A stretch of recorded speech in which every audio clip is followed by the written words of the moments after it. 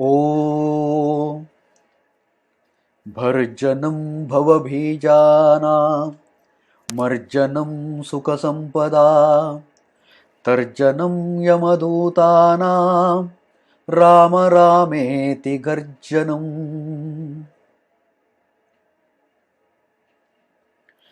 Rama spoke very harshly to Sita when they meet for the first time after Ravana's death. He questioned her character. He asked her to leave him. He also said all his conquests were to prove his bravery and not to save her. But it was all for a reason. He was also agitated and sad at doing this. Valmiki indicates this in a very subtle manner. We find Rama slowly upping the tempo when Sita comes to meet him. By charging Vibhishana, he was preparing the mood for the showdown. Anyone who has studied the character of Rama till then will realize that he was putting up a false performance in this episode. But to his credit, he did it so well. After listening to Rama's words, Sita gave her powerful reply. She says there is no way she would behave the way Rama is accusing her. Her only issue, she says, was that she was kidnapped by Ravana.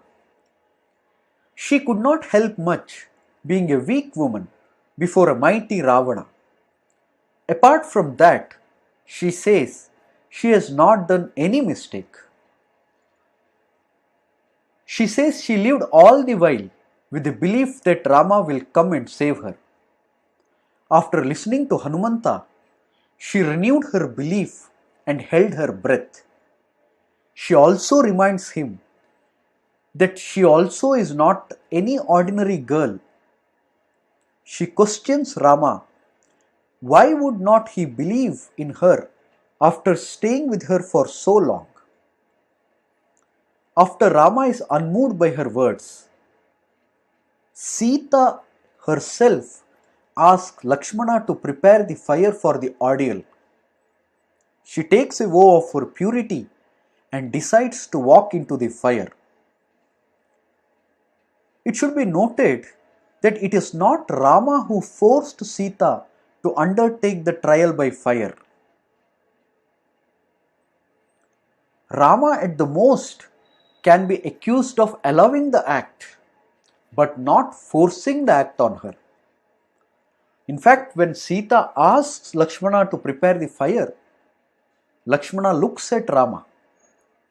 Upon Rama's approval alone, the fire was prepared. So yes, Rama agreed for the Agni Pariksha, but he did not prescribe it. To go through the test was Sita's own decision. As it turns out, she comes unscratched from this test. Later, Rama clarifies that he knew about Sita all along, but did all this to clarify the doubts in the mind of people. But the question has stayed forever in the mind of people. Was it fair on Rama's part to speak so ill about Sita? How could he doubt her, even for a moment? And what was the need for her alone to testify her purity? And so on and so forth. All possibilities of this episode has been used by creative minds to give multiple interpretations. Most of them end up saying that this is black mark on Rama's otherwise very pure character. But if one looks at options that were before Rama at that time, this was the best that could have been done. If Rama had accepted her, saying he always trusted her without any kind of test, would people keep quiet? No, they would further raise doubts and accuse him. he would have been painted as a desperate lover of Sita. And moreover, he was supposed to take over the throne in Ayodhya. Being a king, it was necessary for him to remove any doubts in the mind of people. Therefore, something dramatic needed to be done in complete public glare. General public had to witness the event and word of mouth had to be sustained. Mere words of Rama, though they carried power, would not be sufficient. People would say, he is king and he is certifying his own wife without trial.